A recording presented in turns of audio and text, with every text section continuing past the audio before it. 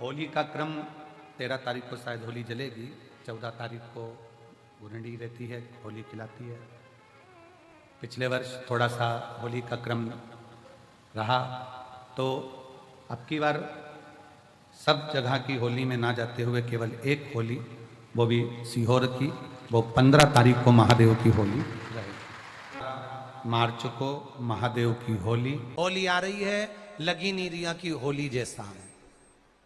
दिवाली आती है तो लगता ही नहीं कि दिवाली जैसा है, राखी आती तो लगता ही नहीं राखी जैसा है। सारे त्योहार फीके हो गए गुरुजी। हमने कहा त्योहार फीके नहीं हुए, त्योहार का कलर फीका नहीं हुआ, त्योहार का रंग फीका नहीं हुआ है, बस त्योहार वही है, गुलाल वही है, मिठाई वही है, गुजिया पपड़िया वही है, खुरमे चकरी वही है, पपड़िया वही है, गुजिया वही है, इंसान वही है।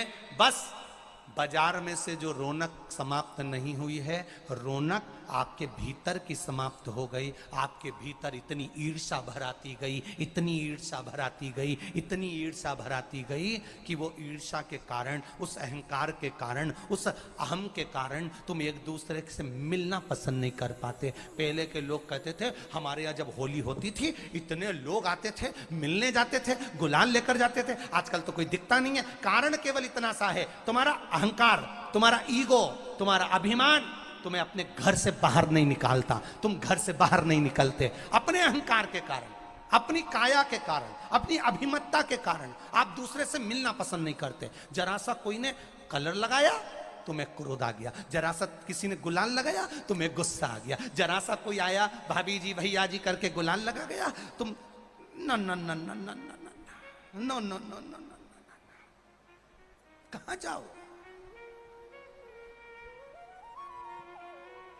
इतने वीआईपी हो गए, इतने वीआईपी हो गए, इतने वीआईपी हो गए कि अपने त्योहारों से भी दूर हो गए। मेरा निवेदन है, होली का त्योहार आ रहा है,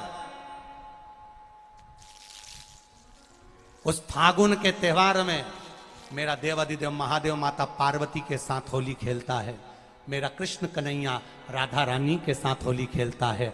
आप भी अपने इष्ट मित्रों के साथ होली खेलिए और दिल से खेलिए। अरे सीहोर में, सीहोर जिले में एक होली होती थी। उस होली का नाम हमने पिछली बार बदल दिया था। कौन सी होली कर दी थी? महादेव की होली। पिछली बार हमारे सीहोर जिले में हमेशा होती आई थी वो होली, थोड़ा उसका नाम हमने चेंज कर दिया था, तो उसको महादेव की होली कर दिया था। मेरे सीहोर जिले के रहने वाले सभी रहवासियों से, जिले भर के निवासियों से निवेदन करना चाहूंगा, वो पुरानी होली को बंद कर महादेव की होली नाम दिया गया है। शिव मंदिर में जाना है, चंदन का जल शिव जी को 1 लोटा चढ़ाना। एक बात अपनी जिंदगी में उतार कर रखो, शंकर भगवान को घी का दिया भी लगाओ तो तुम्हारे घर में जो असली घी हो, थोड़ा सा भले 1 बत्ती लगाओ, भले इतनी सी बत्ती जलाओ, पर असली घी की जलाओ। शिव जी को अगर चंदन भी लगा रहे हो तो असली लगाओ। शंकर भगवान को चावल भी चढ़ा रहे हो तो असली चढ़ाओ। शंकर भगवान को अगर अष्टगंध भी चढ़ा रहे हो तो असली चढ़ाओ। केमिकल का कोई चीज मेरे महादेव को मत चढ़ाओ जिससे भगवान शिव की मूर्ति नष्ट हो। ऐसी कोई चीज मेरे महादेव को ना चढ़ाओ। अगर शंकर भगवान के साथ आप होली खेल रहे हो तो चंदन का पानी शंकर भगवान को चढ़ाइए, अष्टगंध का जल भगवान शिव को चढ़ाइए। करो तैयारी, आ रहा है त्रिपुंड धारी महादेव की होली। बड़े आनंद के साथ मेरा निवेदन, अपने शिवालयों में, शंकर जी के मंदिरों में, सीहोर जिले के प्रत्येक शिव मंदिर के अंदर चंदन का जल 1 लोटा अवश्य चढ़ाएं, महादेव की होली अवश्य मनाएं। और भाव के साथ 5 मंदिर हम भी जाएंगे, कोई जुलूस नहीं, कोई क्रम नहीं, बस बाबा को आराम से जल चढ़ाना ही एक नियम है और बाबा को जल चढ़ाएंगे।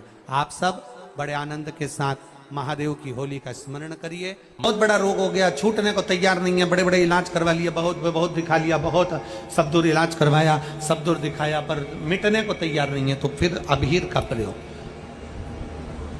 1 चावल का दाना, 1 श्वेत पुष्प और अबीर भगवान शंकर को समर्पित कर धीरे धीरे धीरे धीरे शरीर का रोग अपने आप समाप्त होना प्रारंभ हो जाए।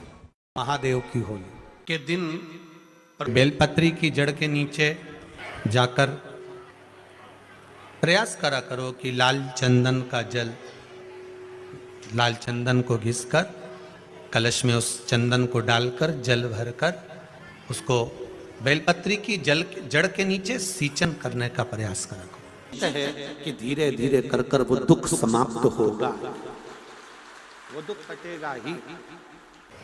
एक बहुत ध्यान देने वाली बात है कि अगर मान लो कि कहीं पैसा अटक गया है, नहीं आ रहा है, बहुत अथक प्रयास कर लिया, चंदन का जो जल होता है ये व्यक्ति के जीवन में जो धन कहीं रुक गया, अटक गया, नहीं दे रहा, बेलपत्री के वृक्ष के नीचे, जड़ के नीचे सींचन करने से वो प्राप्त होता है। अथर्ववेद में वर्णन किया गया कि पीपल के वृक्ष की जो जड़ होती है, बेलपत्री के वृक्ष की जो जड़ होती है और आंवले के वृक्ष की जो जड़ होती है, इसके नीचे स्वर्ग का निवास होता है। किसका निवास है? स्वर्ग का निवास। जहां पर ये वृक्ष होता है और उस वृक्ष के नीचे बैठकर हम जब किस जल का सींचन कर रहे हैं, जैसे अभी आपको कहा था कि जल में अगर लाल चंदन मिला हो और आप बेलपत्री के जड़ में सींचन कर रहे हैं तो लक्ष्मी की आवक बढ़ेगी।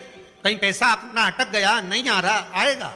पीपल की जड़ में इत्र का जल, पीपल की जो जड़ होती है उसमें इत्र का पानी, थोड़ा सा जल, उसमें थोड़ा सा इत्र का भाग हो महाराज, और आप भगवान पीपल देव, पिपलेश्वर महादेव का स्मरण कर कर पीपल की जड़ में अगर जल चढ़ा रहे हैं और मान लो शरीर में कोई कष्ट हो गया है, शरीर में कोई रोग हो गया है, कोई मालूम पड़ रही है हाथ 4 दिन से दुख रहा है, या 4 दिन से ये नस दब गई है, या ये कमर दब रही है, तो आप 2-4 दिन कर कर देखो। कलश के अंदर जल, जल में इत्र का थोड़ा सा भाग, पीपल की जड़ के नीचे आप उसका सींचन करिए पिपलेश्वर महादेव के नाम से। उस जल को थोड़ा सा भाग लेकर आ जाओ उसी में से जो चढ़ाया है, और उस स्थान पर जहां कष्ट है उसको लगाना प्रारंभ करिए। 2 दिन 3 दिन कर कर देखो। प्रैक्टिकल करने में क्या जाता है? सीवर वाला महाराज झूठ बोल रहा हो तो कभी कभी अगर ऐसा लगे जीवन में कि दुख बहुत ज्यादा आ गया है, बहुत तकलीफ आ गई है, तो लाल चंदन को घिसकर उस लाल चंदन का लेपन भगवान शंकर पर कर कर फिर पानी चढ़ाओ। अगर कोई संकट भारी है और नहीं कट रहा, जैसे किसी नारी का गर्भ नहीं ठहर रहा, 15 साल हो गए, 20 साल हो गए, 25 साल, जैसे इसने लिखा एक माता ने कि 18 साल की बेटी हो गई थी पर संतान में पुत्र नहीं, तो उसने भाव से कथा सुनी। ऐसे आपके भीतर अगर 20 साल हो गए, 25 साल हो गए, 30 साल हो गए, संतान का सुख ही नहीं है, लाल चंदन का लेपन बाबा भोलेनाथ पर करना प्रारंभ करो। पीठिका पर लाल चंदन का लेपन करना प्रारंभ करो। लाल चंदन से बाबा का श्रृंगार करना प्रारंभ करो। एक बेलपत्री पर लाल चंदन, दोनों पत्ती नीचे वाली, जो नीचे